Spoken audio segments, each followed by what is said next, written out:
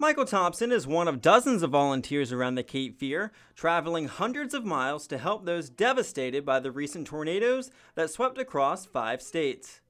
Thompson has volunteered with the Red Cross for 35 years, but says it never gets any easier to see people going through a tragedy, especially right before the holidays.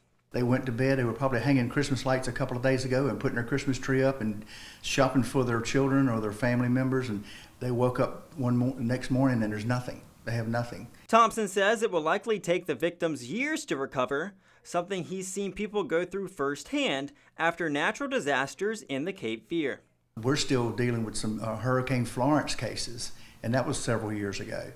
And so when someone loses their home, they lose their vehicle, they lose their occupation overnight, it's hard to put all that back together. Fellow Red Cross volunteer Gene Pavone flew out of the Wilmington airport today, saying he knew he would be heading to the hardest hit areas as soon as he heard about the tornado outbreak. I turned the news on and I saw the devastation in Kentucky, Mayfield.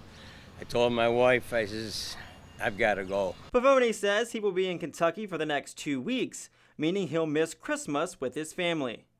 But Pavone says that's a small price to pay in order to help those who won't have a place to call home this Christmas. It's more important that I'm there helping those people.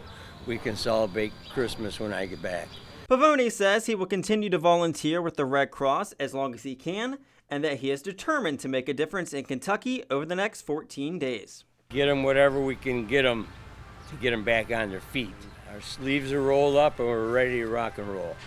In Wilmington, Matthew Huddleston, WWAY News.